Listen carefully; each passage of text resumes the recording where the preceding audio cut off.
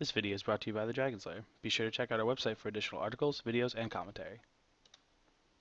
Welcome back to Game 3 in our match of Grixis versus Jund. Both players are tied at one game apiece. This is the first game we have gone to Game 3 with in this tournament, so that's definitely exciting.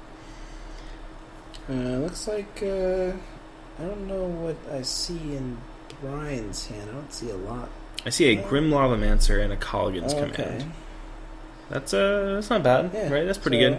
Looks like we're both players are starting pretty strong.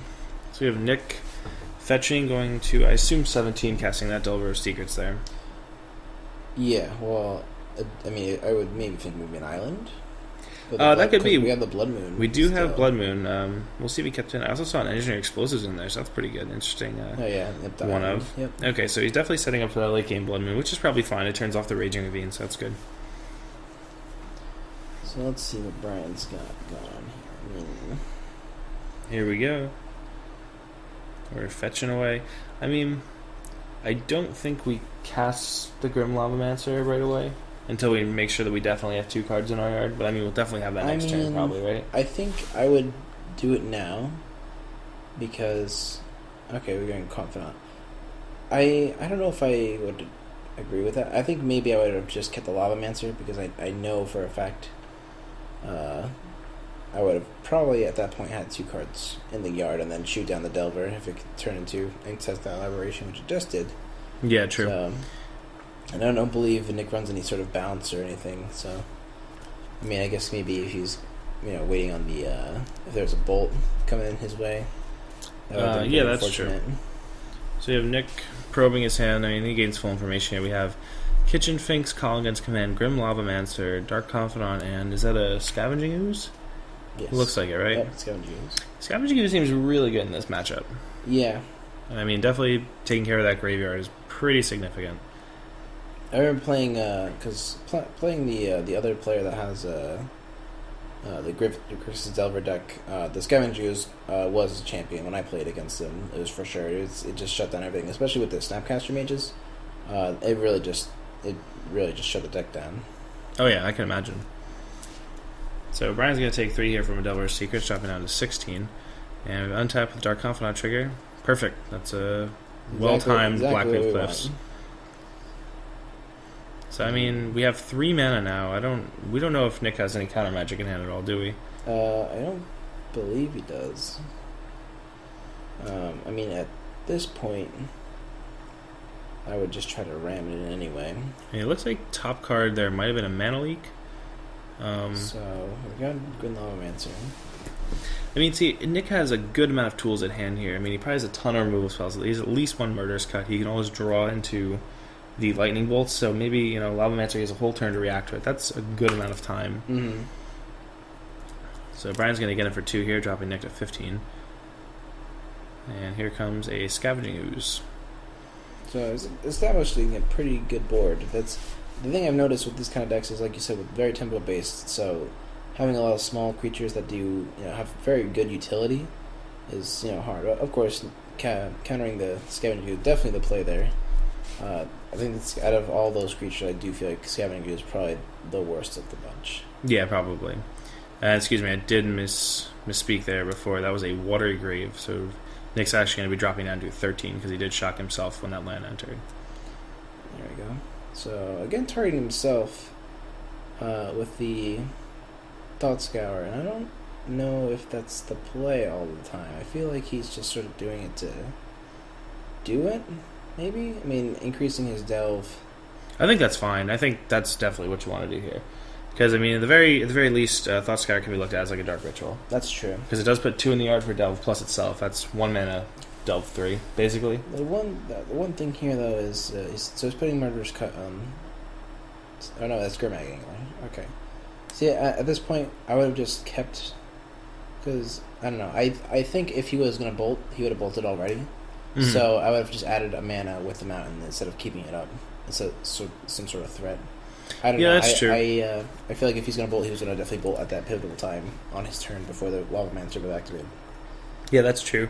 Also, like in significance, Nick can't cast the Murderous Cut anyway, so there's really no... The only card that he can cast right now is Lightning Bolt, so Whether or not he's representing it or actually has it, it doesn't matter. This is the best bluff he can probably pull if he is trying to pull one at all. Mm-hmm. This is not the worst for Brian here or Nick. I mean, they're really kind of more of a stalemate situation. Nick does have a lot of removal, as we saw, but as you had mentioned, I mean, we can still activate this Grim Lavamancer here, which is pretty good. We can take care of that Delver of Secrets. Yeah, I feel like that's just the plan. I wouldn't even let the turn pass, honestly, with that Delver. Yeah, I do. Yeah, there you go. Yeah, here we go. Because it is just very too powerful to keep up. Oh, here we go. And a Kitchen Finks. So okay, now we're back in this. So yeah, I mean, optimally, what it would have been nice is if Brian was able to play a Liliana or something, make him sack that Gurmag Angler.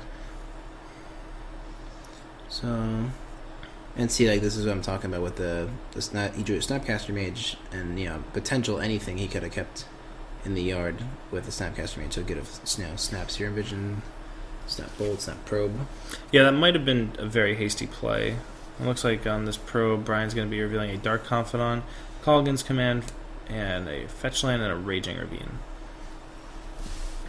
So maybe, I don't know, it's kind of weird to say where the Gurmag Angler fits in the situation. I mean, it is a big, beefy creature. Maybe he just wants to play that as soon as possible and at least put some defense on the board. He does seem to fuel his yard fairly quickly, so maybe the Murderous Cut's not too far out of reach now. Also does have a Thought Scour in hand, too. This is the kind of thing where eventually, I mean, yes, Nick does have the bigger creature, and it will buy him a lot of time. Ooh, that's unfortunate. Keeping the Blood Moon would have been absolutely perfect. Yeah, that probably would have locked Brian out of the game. But I guess that's kind of the risk, like that's the risk you take with Thought Scour. I just feel like it's not worth it for what he's getting. I mean, eventually he will get there with the Delve, but those extremely pivotal cards just getting tossed into the yard is just never worth it. Well, I think in Nick's case here, he doesn't really have anything to lose. Like, he's going to fuel his Murderous Cut, and at the very least, if he can't, he still can cast things with Snapcaster Mage later on in the game. So he has enough instant sorceries where, like, delving and putting stuff in the yard does seem worth it. I mean, I suppose that does make a good point for the Grim Lavamancer also putting things into his yard. But at this point, it's almost irrelevant with the Gurmag Angler on.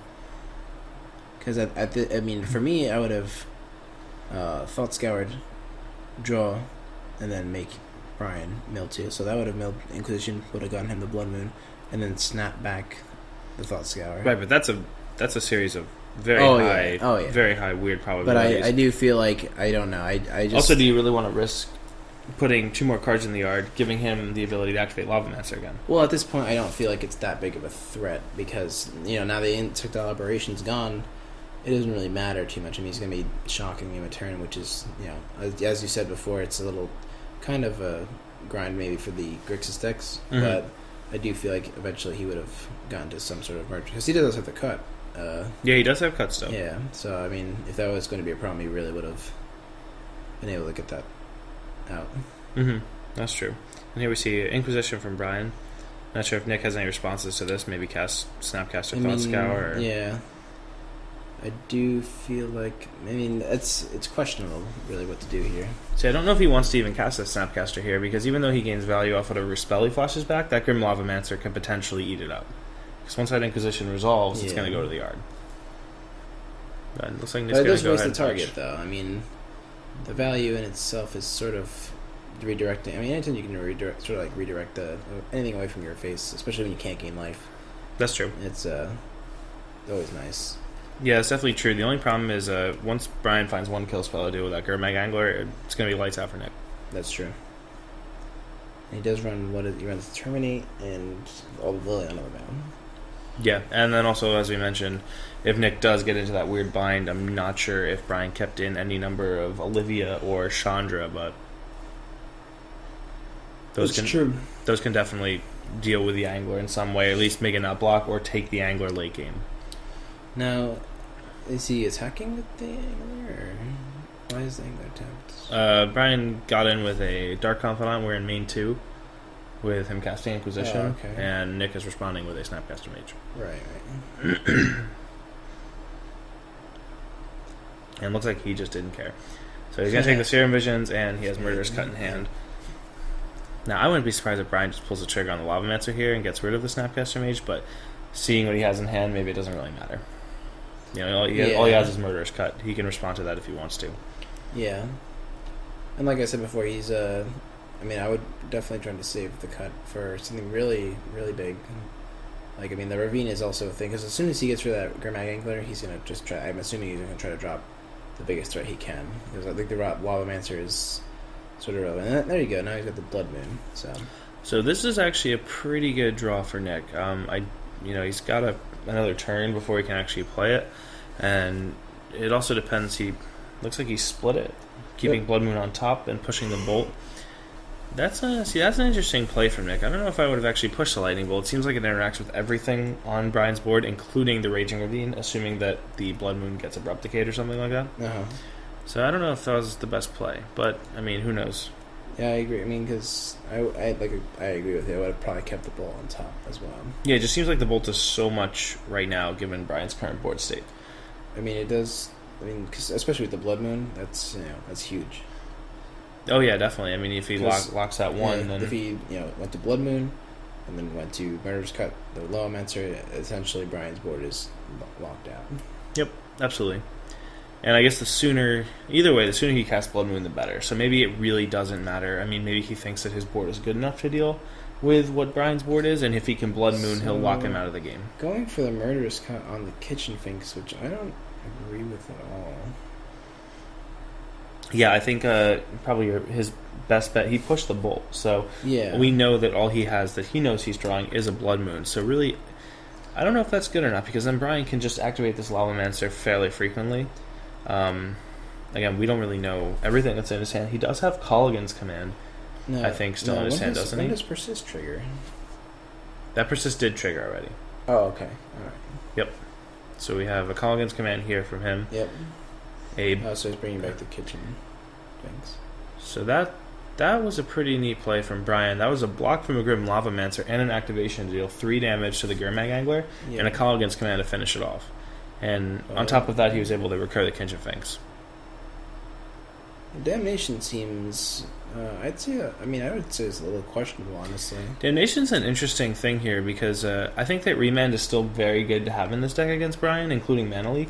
And, that's that weird 4-drop slot where it's like, it's a sorcery, it's not a creature that he needs to kill, and he can just Remand it back to his hand multiple times. I mean, I suppose remanding through a field and then having your Kitchen Finks up while also having Raging Ravines in the back is pretty powerful. That's true. Oh, it looks like we were wrong. He kept the Bolt on top. See that now once again that's another play. I just feel like I wouldn't agree. I would definitely. I still probably would have kept both. Yeah. I probably would have kept the Blood Moon before, but maybe Nick doesn't want to get in a situation where he goes to cast this Blood Moon and Brian in response floats the mana and Abrupt Decay his Blood Moon. Yeah. I mean, I can understand the hesitation there. It definitely is not a good spot to be in, because I remember playing against you when you're playing Splitter Twin and you have a Blood Moon out floating the mana and Abrupt Decaying the Blood Moon. It's it's a pretty so it doesn't necessarily lock out the game. It just gives another target for Abrupt Decay. So here we come bringing in the Raging Ravine, and once again, I just don't feel like the cut on the Kitchen Finks was even worth it. See, this is fine though, because we were talking about that situation with a trigger on the stack here on this Raging Ravine. Nick does have the option if he wants to Lightning Bolt it, which he will. And I mean, now we can make a trade. I mean, I don't know. If I was Nick, I would probably trade with the Kitchen Finks here. It looks like we're getting beat down pretty hard.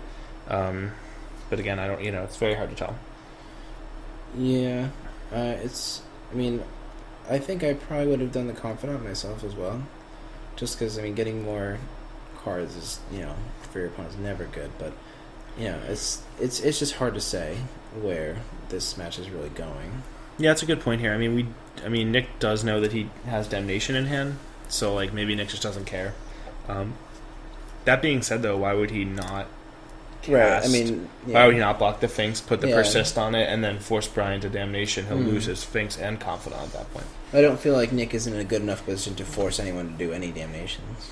Yeah, that's probably true. His board state is fairly poor. So what we got here? He's moving that card very quickly. Yeah. I don't even know if I can. It looks like a. Is that a cut? I don't know. Well, whatever it is, it better be good enough to handle Tarmogoyf and a Finks there. Oh, Yeah, there's a it's Tassiger. Okay. I knew it was some Delve guy.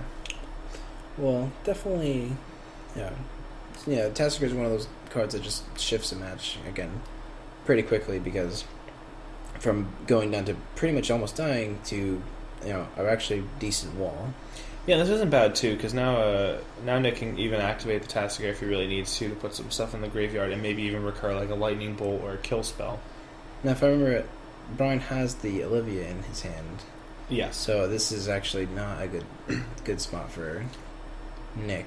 I mean, this is definitely interesting. He's just... Oh, there it is. Yeah, That's it. Yeah, there's not much to do there. All right. Congratulations to Brian Stanek, who won 2-1 over Nick Krause playing Jund.